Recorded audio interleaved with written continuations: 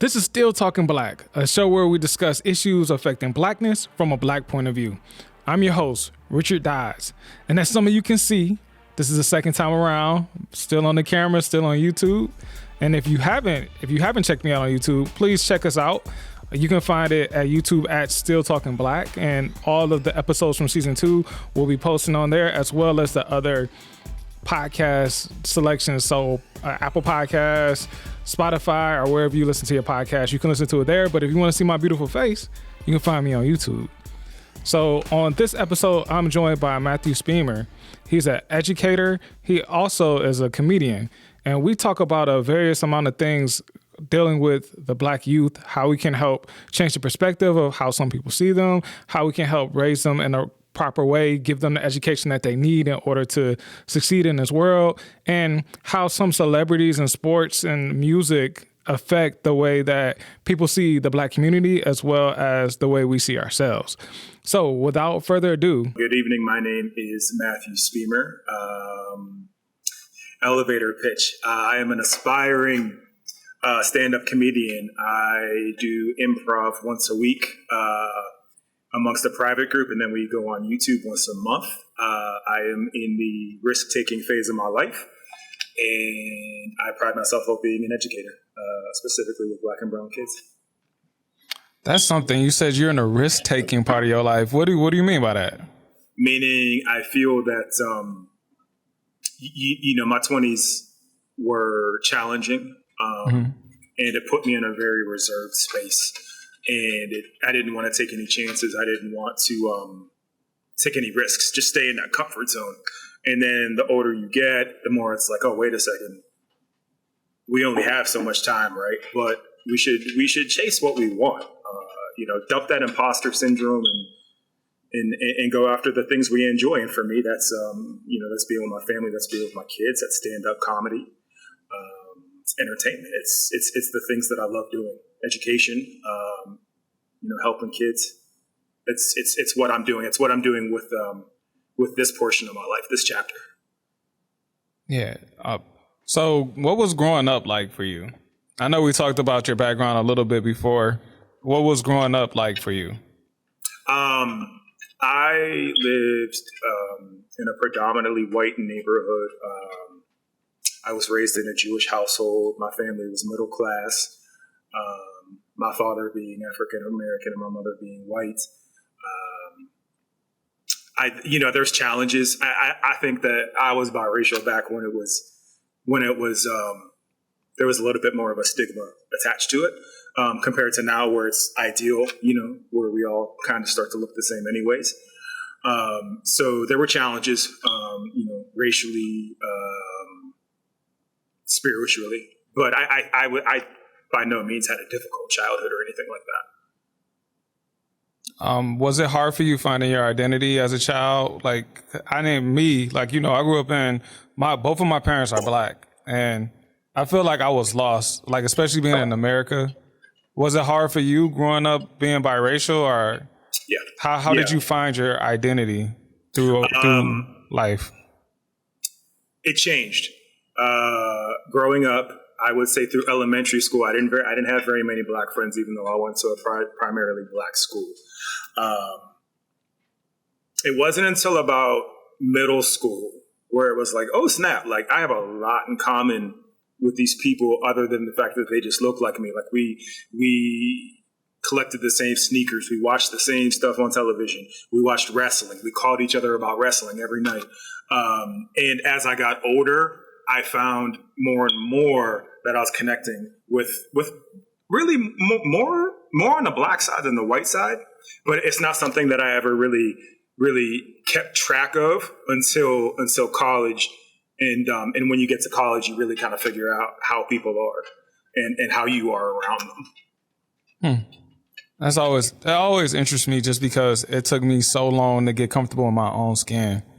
I remember my mom always told me that not to judge a book by its cover, but she always has taught me to make sure that my cover matches the content, because people don't always take the time to read your book. Right.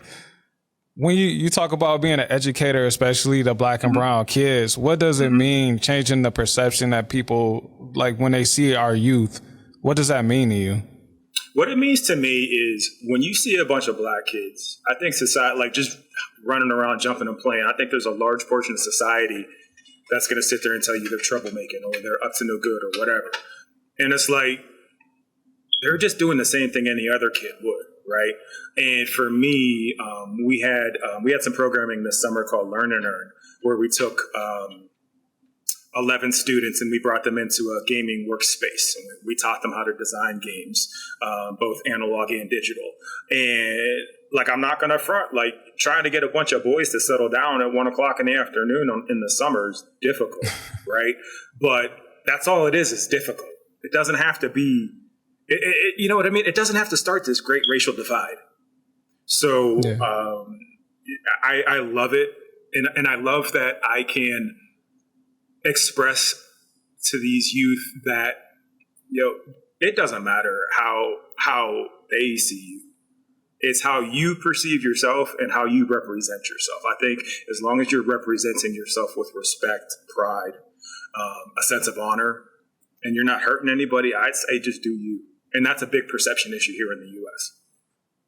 Sometimes I worry that perception is almost as big of a problem as racism.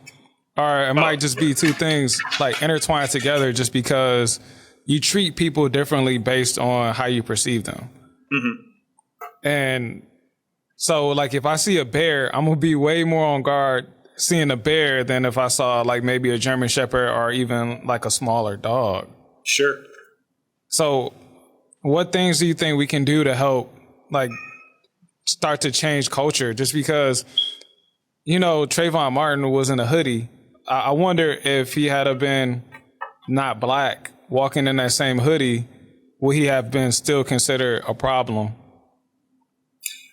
I think both of us know that it wouldn't be the same conversation. And not at all. It's as close to a fact as you can be without being a fact. And when it comes to perception, I think we just have to normalize what people classify as troubling behavior. Or not even troubling is not the right word because that makes it sound negative. But normalize the behavior of young kids that just happen to be black or brown. And once that's normalized, it's like, oh, wait a sec, they're just like any other kid. Yeah. You know what I mean? It's the perception is based on a multi-generational just mental divide. Yeah, it makes me, whenever I think about this kind of perception problem, I always think about like the trope of the angry black woman. And it's like, I hear people say like, what woman doesn't get angry? Why does it have to be an angry black woman when every woman, every person, period, man, woman, black, white, or other, they get angry. So it's like trying to shift those perspectives is like such a big thing. And I know that like our movies and our music don't always paint the best picture of us. What role do you feel like music and movies play in shaping the perspective and influencing our youth? So growing up, my favorite group was Bone Thugs and Harmony. Because they're very, like, I feel like I'm very spiritually aligned with what they rap/sing about. And we're living in a time now where a group like the Migos is compared to Bone Thugs and Harmony, and not to take anything away from that group, but it's kind of like it's such a 180 from content wise, and there is a lot of content that's put out there that perpetuates stereotypes, and that's awful. And more often than not, there's usually some kind of gatekeeper or, I hate to say it, white man or woman on top directing these things. And it's probably really difficult to turn down, some $500,000 advance if you need the money, right? But I also think that there is a social responsibility to understand that the content that you're putting out, sometimes it's not helpful. You know what I mean? We live in a time where there's like people that look up to Future, and I'm just thinking to myself, just like, yo, when did this and not to take away from his music. It's just not for me.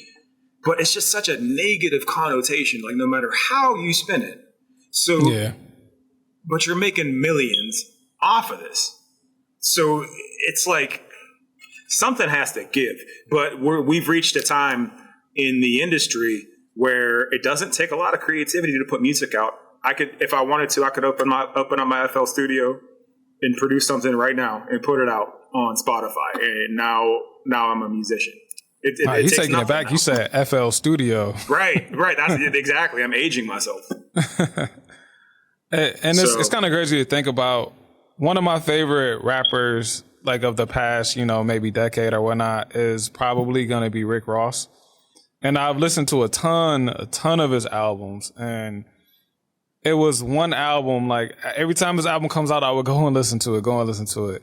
It got to a point where it was a new album that had came out. And I went to listen to it. And I mean, this is like his 10th album, right?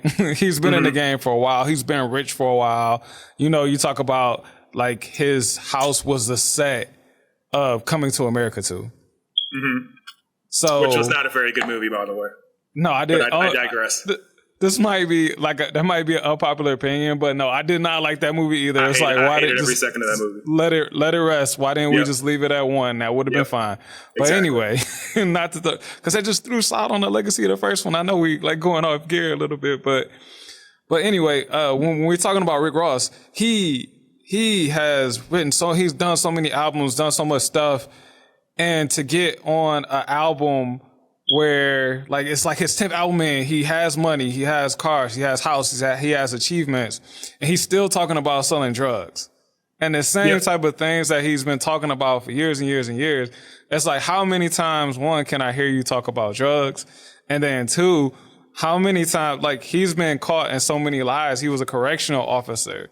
Mm-hmm. And all of this stuff that he's talking. So it's like, I mean, for hip hop, like for me growing up, when you think about hip hop is supposed to be the truth of the people, right? Yeah. So if hip hop is the truth and you getting caught on lies, not even dissing Rick Ross, because he probably ain't even the most, like the one who's done it the most. There's so many, all of them do it, like all of them do it. He's up there, though. But it's like a lot of them do it. They perpetrate this personality that they aren't anymore. Mm-hmm. And it's just like, I couldn't even listen to the music anymore just because it just seemed like if you're still really living that lifestyle, I don't know how you're living the other lifestyle that you have going on as well. And it just was so discouraging because it's only so much of that kind of message you can take in as an educated Black person. Yeah, and I wonder if it was Teflon Don. I wonder if that's the album you're talking about. But I think Rick Ross is one of those examples where people just accept him as a character, almost like professional wrestling. And I think he feeds off of that, honestly. I think he's well aware of his place within rap. And what's wild is when he first hit the scene, when Port of Miami first hit the scene, I was like, yo, this dude's amazing. And he wasn't really talking about selling drugs back then. He was talking about having money and all that, but like not the drugs so much. But I think it's just accepted that he's a character. It's kind of like how the NBA used to be sports, right? But now it's more like entertainment. Yeah. It's kind of like how hip hop is now. Yeah, I agree. I never even thought about it as a character. I think the thing that is discouraging to me when we think about these adult rappers, because like when we were young, like rappers were like in their 30s, and now like we're like once you start getting older than rappers that are hot now, you kind of look at it like, whoa. But you see them, it's like I don't think everybody knows that all of these rappers talking about murder and killing people and drugs and killing people and murder is redundant, but you know what I mean? All of these rappers that's talking about all of this stuff, I don't think that all the kids know that a lot of them could be capping, you know what I mean? Like, that's not even the truth, that they're being characters that they're trying to fit an image that they never really live up to. And then you have the youth looking up. I mean, even like the thing that was like, you talk about sports, like looking at Ja Morant, like seeing him being at the pinnacle of a basketball career, being on the verge of becoming an icon, and keep getting caught for the same thing. And now he's going to miss out on a bunch of money and a bunch of opportunities because of it. And that's the examples that we have of our youth. You know, it's interesting. I just decided to purchase a pair of his sneakers like last week because I typically refuse to purchase somebody's signature shoe if I disagree with their kind of points of how they live. But I truly think like he has no choice but to turn it around at this juncture. The only thing, because I'm of the opinion of like, yo, all right, first time, stupid. Second time, come on, man. Like you can't, like you have to be, even if you're not doing anything illegal, which is what everybody kind of falls on, right? It's still stupid, right? And like, yo, I don't make that much money. I don't make 200 mil, and I'm not risking that for Instagram. This whole social media thing is just, it's wild how it just shapes our lives. But I truly believe that Ja Morant is going to get it together, especially since the NBA is kind of looking for a new face of the league. And if he can really turn it around, he's young. Speaking of being older than rappers, so I look at these basketball players and I'm like, oh my gosh, like you're only like 22 years old. Right. You make $300 million a year and you're complaining because you got to play back-to-back games. Meanwhile, I'm like, yo, my basement ain't finished. You know what I mean? Like that's a real world problem. Yeah. So, yeah, I don't know. It's all tied to social media, which is probably like the ultimate 2020 in our history. Yeah, social media is such a thing because everything that goes on social media is so curated.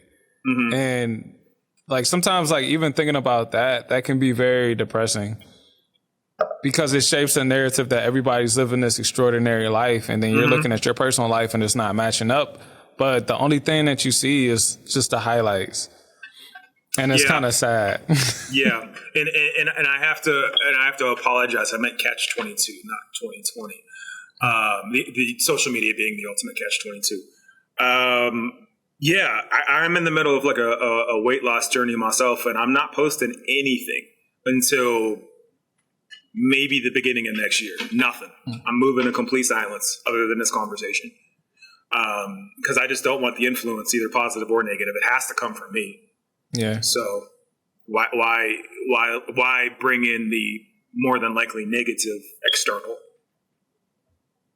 Why even open it up for criticism?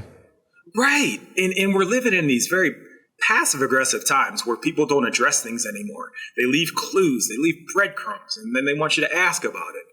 And it's so indirect. And it's just like so dishonest to communication. But we have reached the point where that is the norm. And it's such a disservice. And, yes. And the world is so connected now too. You know what I mean? And the internet is written, and what did you say? The internet is written in stone or ink. You can't erase it. The internet's forever. So it's things that kids are saying and doing now that could affect them 20 years from now. Right. Right. And so if we're not careful, if we don't start to cultivate the youth now, then they could do something now that could be detrimental to their future. I'm very nervous for our future. If I'm being honest with you and myself, I think that just as human beings, I think our value system has changed so much. You know, I don't know if I think I mentioned this when you and I first met. You know, when they discovered water on one of the moons around Titan. Like that was like second page news. But first page news was Kim Kardashian on a cover of a magazine. Yeah. And that's the norm now. Like they just declassified all that documentation about UFOs and nobody's talking about it. But that's like, those are big scientific things that can maybe push us forward. But we don't think like that, at least collectively. But I think a lot of that has to do with what's going on in the world. Like I always think like the world is huge, right? But like everybody lives in their own world and there's so many other things. Like whenever they're releasing information about like, hey guys, we don't know what this flying object is, but it's real. And that's on page 7. And people are talking about, what about the economy? What about murder hunters? What about COVID? Right. What about systemic racism? What about voters' rights? It's kind of sad that gets pushed all the way back, but it's so many other, I mean, everything is big like that, especially when you're close to it, everything seems really big. And it's like, as I mean, probably 20 years ago, you had to say like aliens. I'm like, oh my goodness, like flying saucers, it would have been a big deal. But I think so many things have happened since then that kind of desensitized us to those things, because it's so many real things that are imminent danger. Like voters' rights is imminent. You know what I mean? If we don't get the youth educated and like mounted up to go vote, then like our democracy is in danger. And that's just such a different take than I feel like before. Even going back to athletes, I remember Charles Barkley, his big thing. You remember? I don't know if you remember this, or not. I'm aging myself now. He had that commercial, "I am not your role model." I'm not a role model. Yeah. Yeah. So it's like, even back then, like compared to like what they said about Charles Barkley, think about, he's a beloved character, basically a character on sports TV now. And like comparing him to like what people are going through now, it's just like been such, the world has changed so much. I think that's a very quality argument to my want for the science stuff to be bigger. There are problems that we face today that are absolutely more immediate. I think it's kind of like the nerd in me that wants so much to have like the unseen be discovered. Like, I'm a sucker for that stuff. So you're 1,000% correct about that. You know, you take what is it? Where is that, in Michigan, where there's still no clean drinking water? How you talking about Flint? Flint, right? And you know, I don't even know if they brought back their municipal services yet. But for a time, there were none. Yeah. And that, like, I don't know if you've ever seen RoboCop, but that basically made RoboCop look like a documentary, right? Yeah, I'm from Detroit. Like, I didn't know that. I did not know that. Okay. Definitely have seen RoboCop. Okay, so you've seen RoboCop. Okay, all right. So, but that's the reality now, and it's not being addressed, or at least it's not being addressed sufficiently. I think some of the scariest things is that it's TV shows that I used to watch during 2020. It was TV shows that I was watching about political intrigue and different things about stuff that's happening, like the president's colluding with Russia. And this was TV. And it got to a point where the government, stuff that was happening in the government in the world, was mirroring too closely to stuff that I thought was so far-fetched that it could never happen. It was one of the scariest things ever. And it kind of recontextualizes everything that you think about.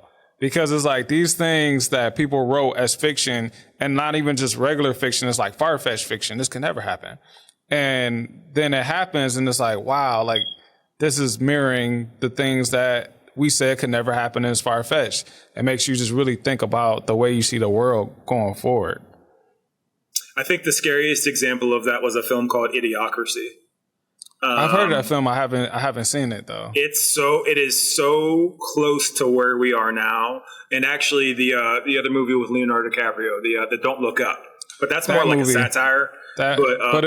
It was so on point. Right. There were very few things in that movie where I was like, "Oh, that seems extreme." We're living that now, and that's what makes me scared for the future, because I don't see it. I pray it does, but I don't see it improving, at least within a generation. Yeah, and you want to have hope. I think like Obama being president for 8 years and then not being president anymore, and then what followed was very sobering, because when he ran on hope and he won, it was like, wow, things are really different now. Things are going to change. We're going to be moving forward. And then we just was like, nope, just kidding. Psych. It is not. We're not moving forward. We're going all the way back. But I mean, still, even with Obama, I think it's beautiful. Like just recontextualizing on the youth. Me even being an adult when he won, it just was like, wow, like I can see it now. Like a black man being president, that is incredible. It's something that you never thought was, that's like one of those things. I mean, in the same sense, kind of, it's like one of those things that was far-fetched. We had seen it on TV. We had seen it in movies. Morgan Freeman had been the president before on TV. Morgan Freeman, right. But it's seeing it in real life just made it so much real and made it so different. And it finally, because when we start talking about like, you don't have to tell a black person what they can be and what their limitations are. You don't have to verbally say it, because the world consistently shows them every day. Yeah. And so to see that window broken was beautiful. I think also, I think seeing the Obamas together as a family unit, I think that inspired a lot of hope even outside of the presidency, because that's something to strive for, right? I consider that a legitimate example of being a role model. But we were lucky because that was a mainstream example. It took the office of the president for Black people to see, hope. I hate to call it hope, but for the world to see, oh, wait a sec, we can do this, So when they left office, I think that there was just like this big piece of what we looked up to and what we strive for that was just taken away from the public eye. And yeah, of course they're still there, and of course they're still doing great things, but they're not front and center anymore. So now we kind of revert back to role models more centered around the entertainment industry. Yeah. Which is no good. No. Because I mean, like you said, a lot of them are characters. Right, exactly. I'm embarrassed because outside of like Neil deGrasse Tyson, I can't really think of anybody else that I follow closely that happens to be Black. Yeah, that's a fair point. That is right. A fair point. Or at least let me rephrase, outside of my profession, my personal interests, there are very few. Got you. I love that you're talking about science because that's one of the things that I loved growing up as a kid. And I know you work in several different things. I know you're a part of a nonprofit called Homewood. Homewood Children's Village. Yes, sir. Yeah. So what are some of the things that you're doing with Homewood? We talked about it before, but not on air. So what? No, it's all good. What's going on there? So we did the summer programming, which was called Learn and Earn. That's what I was explaining to you before. That was a gaming work site. Moving into the school year, I will be moving into a different position. I'll be a middle school program manager at a high school called Westinghouse for 6th to 8th grade. And between now and I think the end of September, we're being tasked with creating programming, to make these kids as academically successful as possible, but also doing so in a very intentional way. Mm-hmm. The way the state has these guidelines set up, it's so bare minimum. It's so set up for them to just do just well enough to pass standardized testing, so the school can get its funding. And then, let's ship the youth off somewhere else and let that be somebody else's problem. So I know a lot of my programming is going to be centered around entrepreneurial spirit, just chasing your dreams. And a big piece of it, if I can design it the right way, is getting over that imposter syndrome that I know faces all of us, because we have a society telling us, to your point, what we can and cannot do. Yeah, we definitely do. So for people unfamiliar with Homewood, what's the full title? Homewood Children's Village. Can you explain what it is and what its mission is? Sure. So it is a nonprofit based in Homewood, in Pittsburgh, Pennsylvania, and we serve the youth in that immediate area. Actually, youth, families, friends, whoever, counterparts. We improve their lives if it even needs it. Educationally speaking, economically speaking, mentally, emotionally. We offer many different services, kind of centered around support. So why do you think it's so important to start with a single neighborhood to concentrate on one area? Because you have to start with what's in front of you. To get to the big picture, you still have to take those steps. And Homewood, speaking of perception, doesn't have a very good perception. But to me, that's BS, because I'm in and out of Homewood every day. And I felt nothing but support. You know what I mean? So I take it personal when, someone says, well, I'm not going through there. And of course, there's unsafe places everywhere, right? But, right. I take that stuff personal when neighborhoods are seen a specific way. So you know what? This is where fate has brought me. I'm in a position where I have some creative freedom over the programming that I do, which is something that I've been striving for a very long time. Yeah, I kind of think about the way that America has made a lot of other countries feel unsafe. And like, kind of like as a growing up, like nowhere is safe. Nowhere is safe. This country's bad. Africa as a whole is bad. Like all of Africa is bad. It's like no good places in Africa. And, before like the internet really started, to gain traction, you didn't necessarily know what to believe. And now you look at it and it doesn't even make sense for the rest of the world to all be bad except for America, right? Just because it's like I grew up in Detroit. And the thing is like, like people think about Detroit. Oh, you made it out. How'd you make it out of Detroit safe? Right.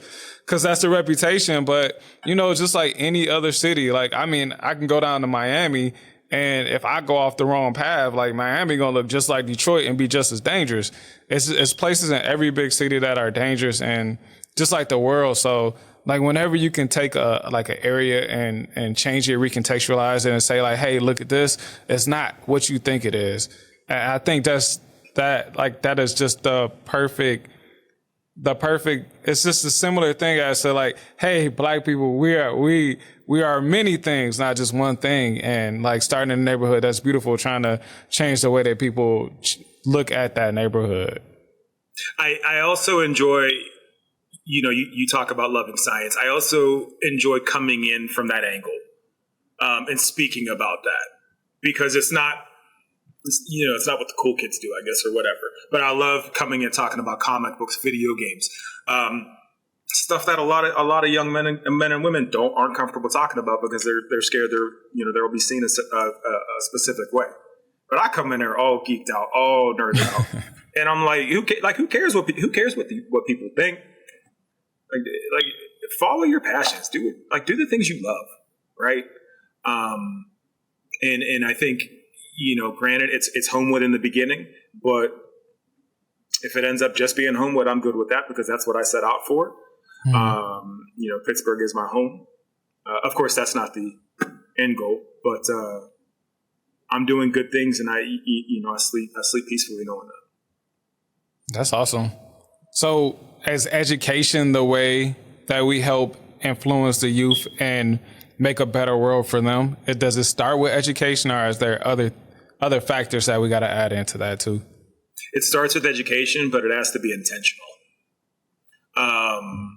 Education as it stands now is very, very scattered mm-hmm. and very, very, funding oriented. Even for myself, like I don't even think they didn't even teach me how to balance a checkbook until like my senior year of high school. None of my teachers sat me down to talk to me about credit management or purchasing properties, things like that, like real world expertise, real world experiences. I honestly also think it should be mandatory that our youth work a retail job at some point in their life. Like, I think that is how you learn people skills.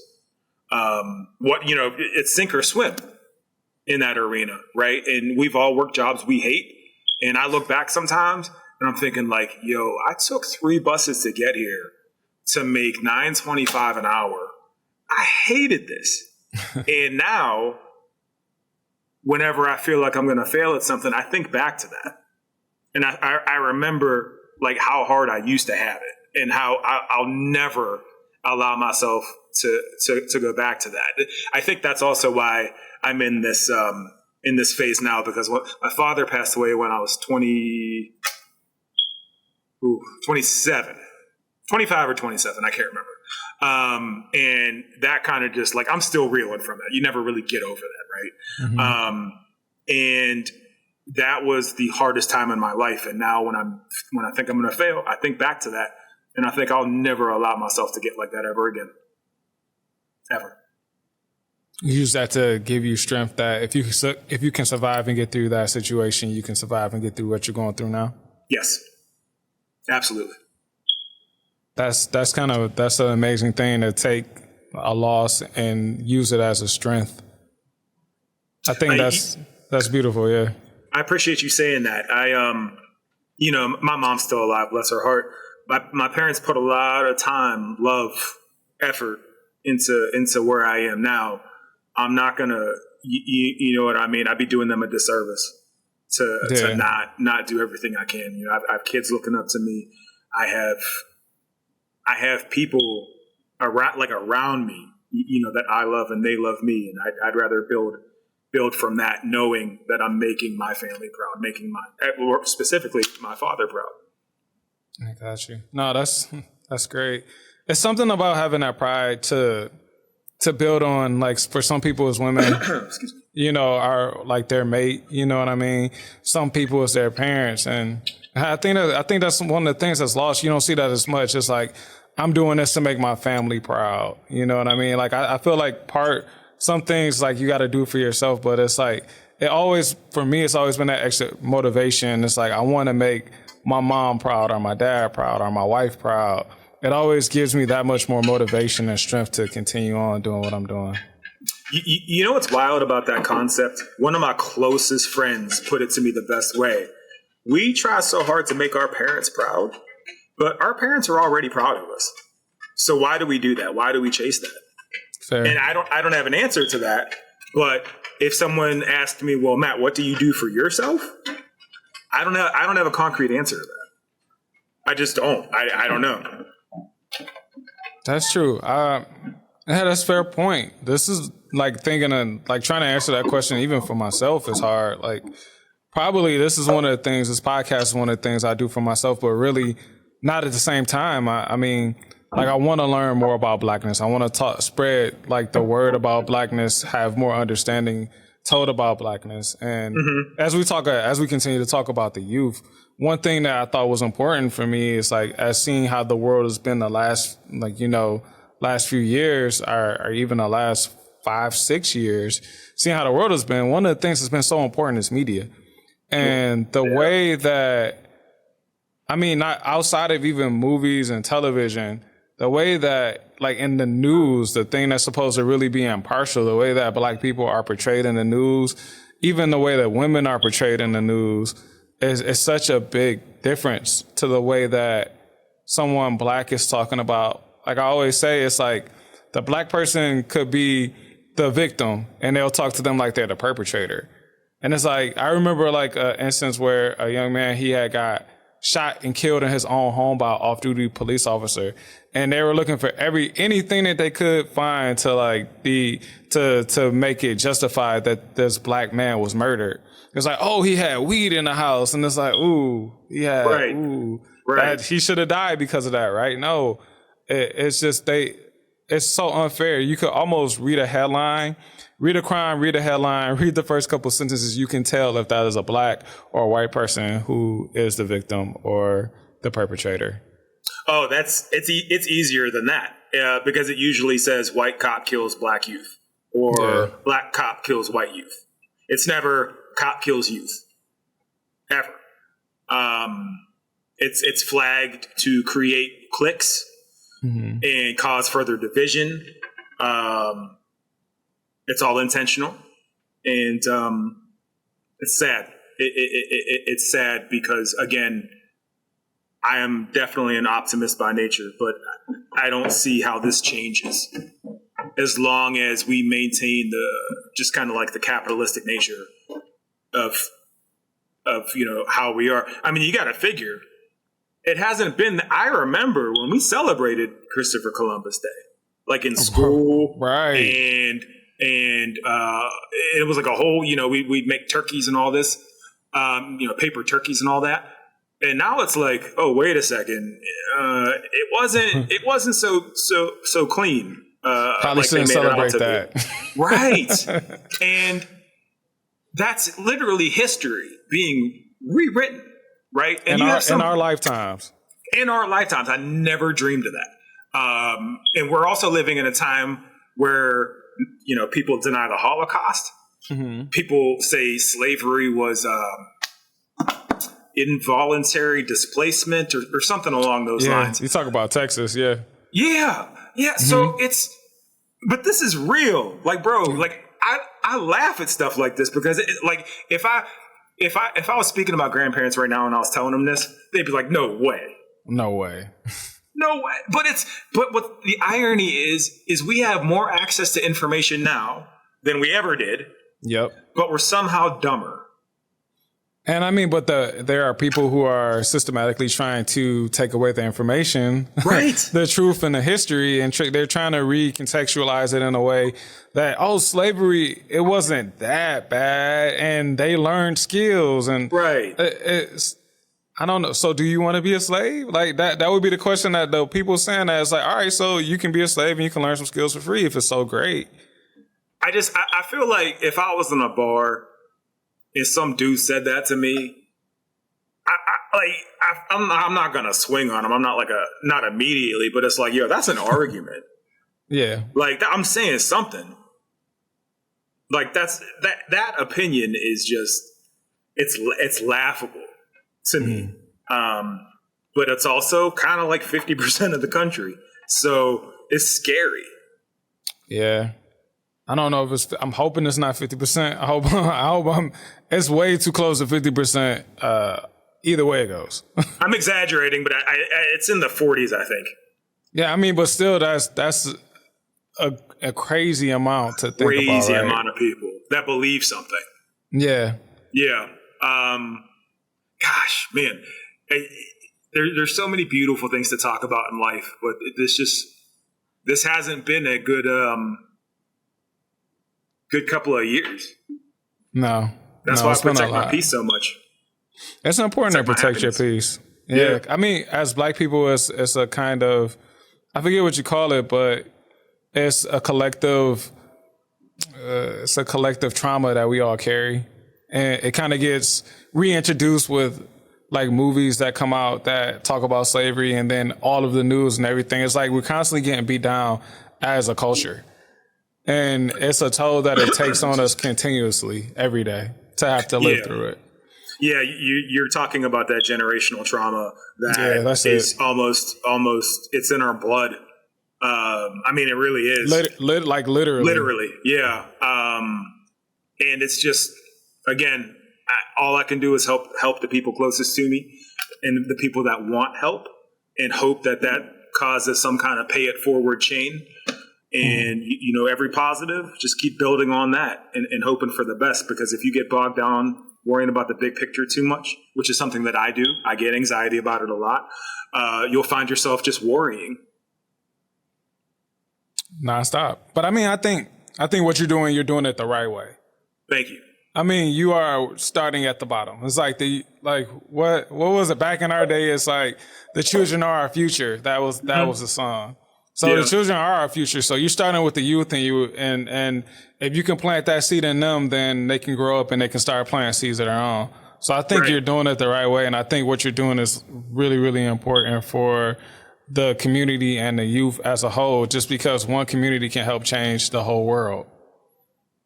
I appreciate you saying that. It's I don't know. I love it. I'm blessed because to me it's not difficult work because I already like doing it. Mm-hmm.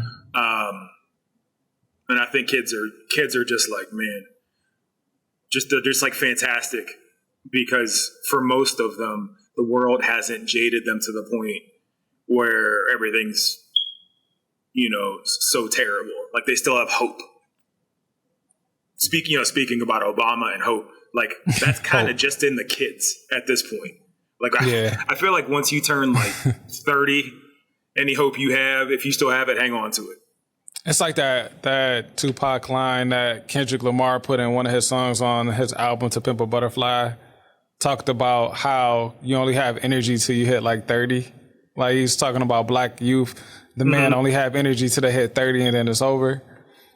And like you saying that made me think about that. It's funny. I'm one of the few that I actually like Mad City a lot better than To Pimp a Butterfly. I probably would agree with you on that. I think both of them are good. It took me a while to get into To Pimp a Butterfly, though. His most recent one I really do enjoy, though. I forget what it's called. Mr. Morale and the Big Steppers, I think. Yeah, I enjoy that album. But that's kind of like more in my vein. I'm definitely like I listen to like Lupe Fiasco, Kendrick, Lupe, J. Cole.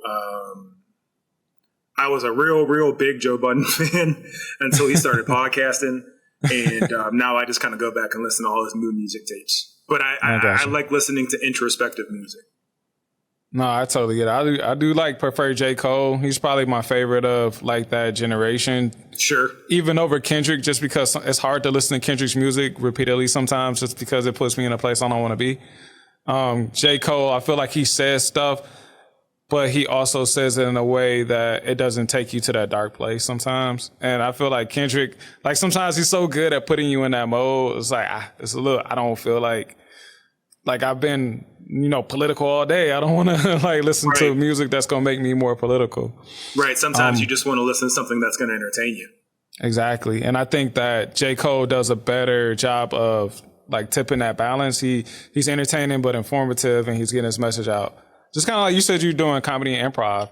And I always think that comedy is such a great art just because you can speak so much truth in comedy and people laugh, and you can make people uncomfortable. And it's like the place where you can make people uncomfortable and laugh, but also get a point across. And it's okay to say certain things. So like I always respect like comedians in the art, like the ones that are really good. I'm definitely growing, but in my mind, I have to perceive myself as if I walk into a room, I have to be the funniest person in the room.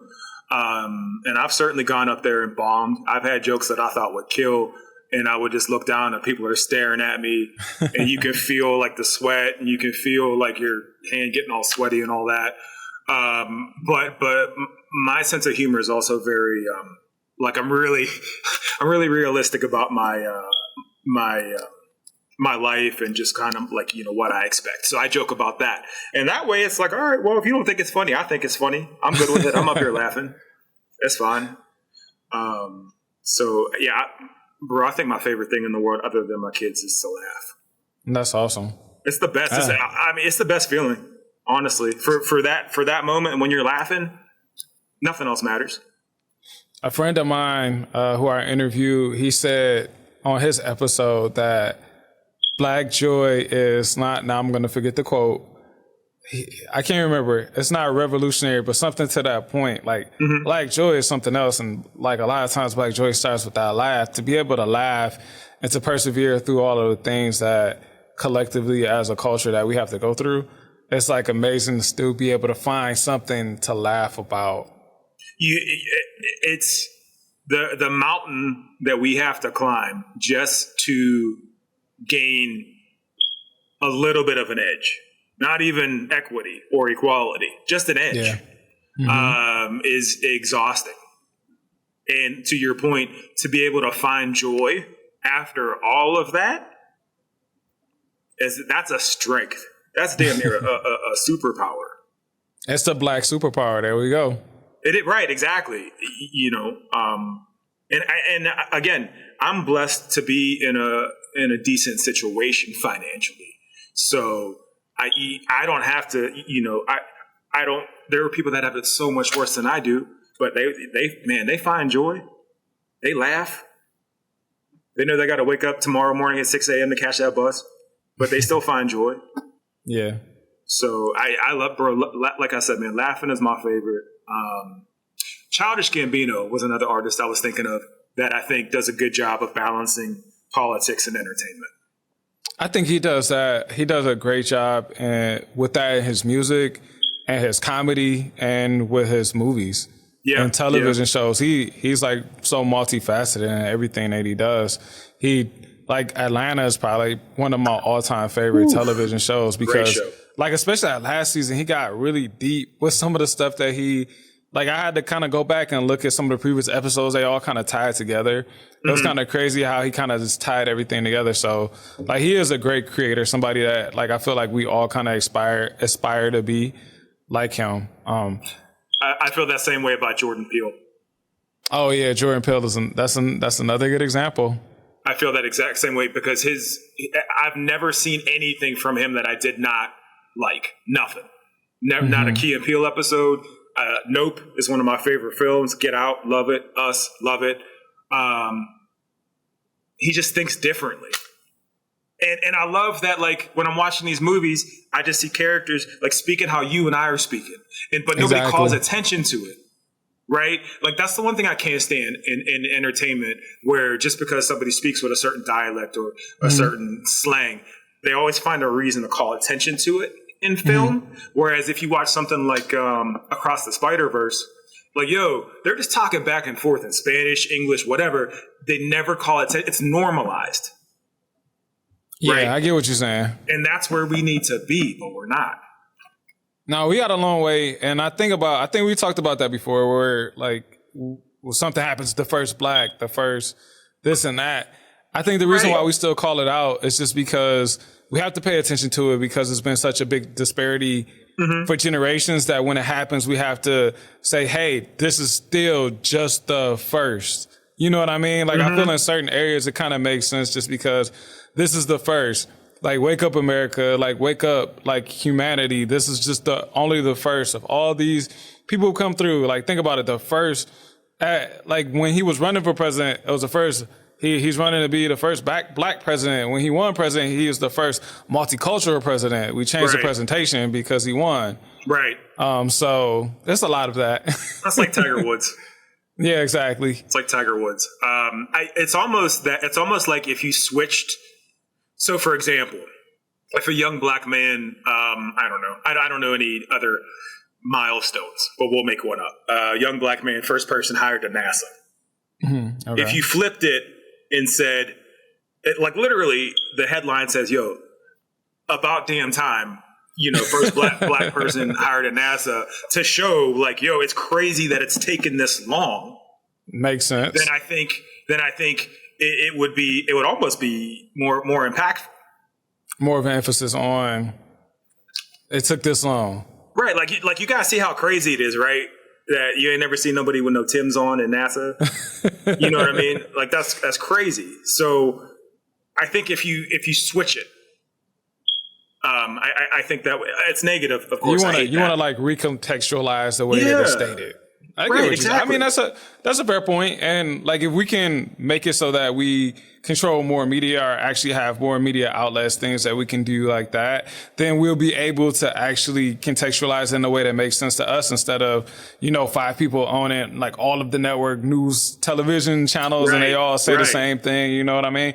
So, it's one other thing that I wanted to ask you about that we kind of talked about, and I don't remember exactly what it was, but it was a term, and I wrote it down, and I was like, this is an interesting term, but I do not remember what it was, so I wanted to ask you about it. You mentioned a term. It was called manufactured consent. Manufactured consent. Can you break that down for me? Oh, man, I wish we had more time.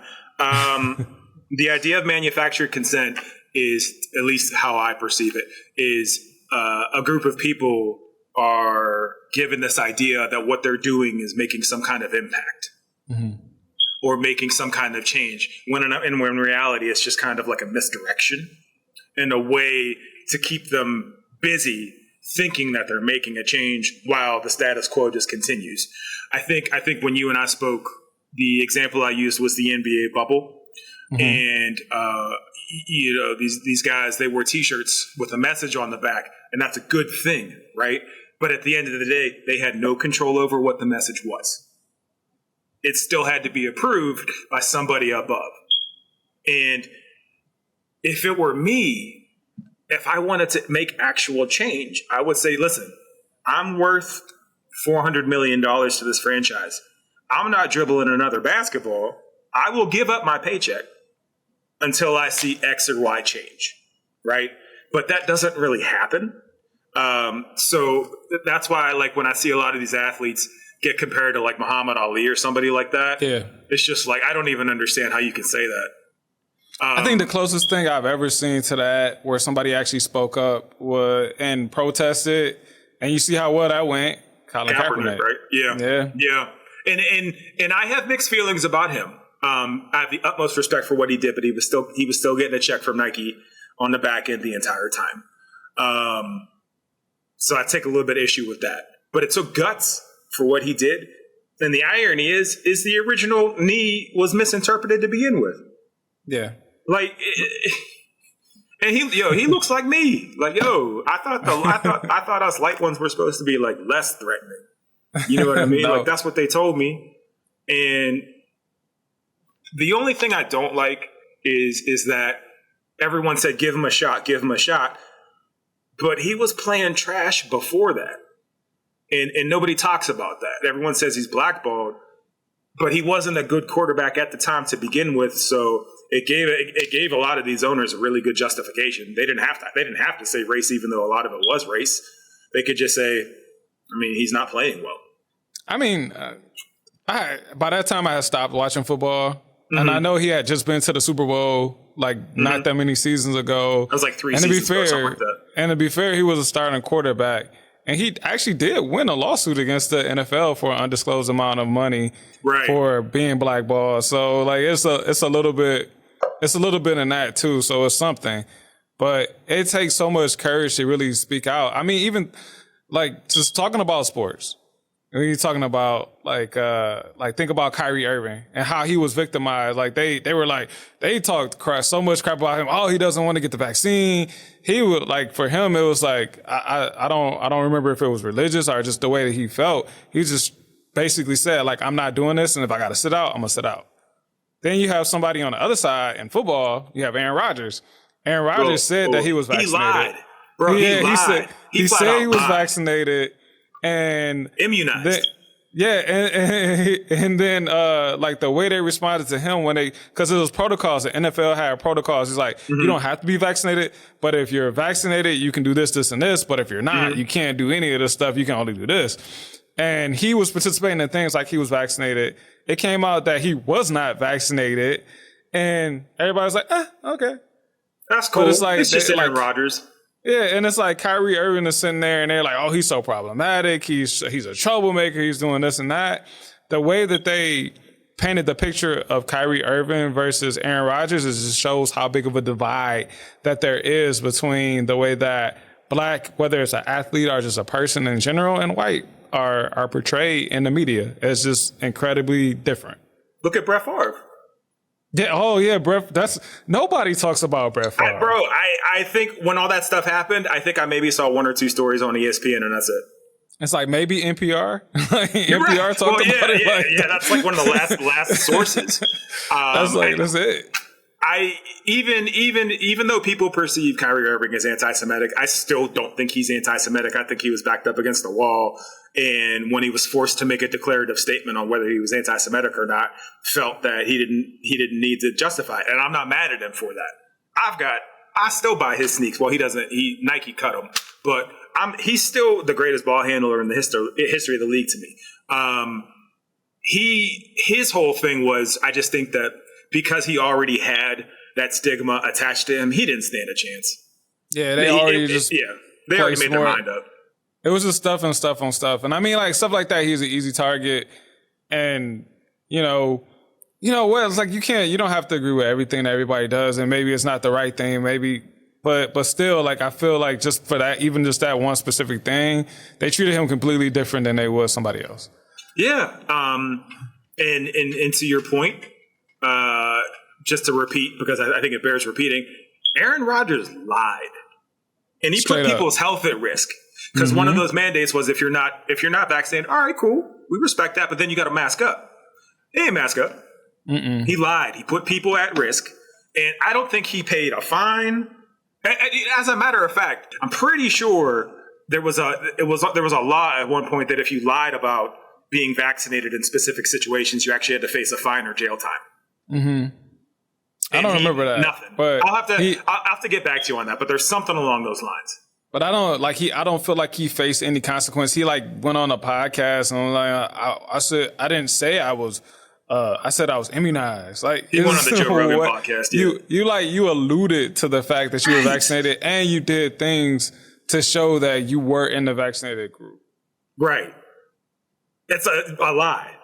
It's a straight lie. We'll just call it, if they won't call it what it is, we'll call it what it is. Yep. He lied. He lied. We'll just keep it 100. That's it. He lied. So we're coming to the end of the interview. Is there anything you want to add? Anything you like to say? Anything you like to talk about? You know what? Honestly, I just talk about, live, laugh, love. That's it. Stay positive. Even if that negative creeps in, just keep pushing. I've been on a real motivational kick lately. I replace a lot of the BS content and I replace it with motivational, positive content. And slowly but surely, it changes your mindset. And I encourage everybody else to do the same. That's awesome, man. Well, Matthew, it's been a great conversation. I appreciate you coming on the show. I appreciate you. Thank you. Again, I'd like to thank Matthew for coming on the show. If you'd like to learn more about Matthew, you can find that information in the show notes. Still Talking Black is a Crown Culture Media LLC production. You can find out more about it at stilltalkingblack.com. New episodes on season 2 will be available on YouTube and your regular podcast sources. So that's Apple Podcasts, Spotify, or whatever else you use. Season 1 is still up and available. You can find that on all streaming platforms. It's not on YouTube yet, but you can find it everywhere else. So please come back next week. We'll have a brand new guest and a brand new topic. But until then, keep talking.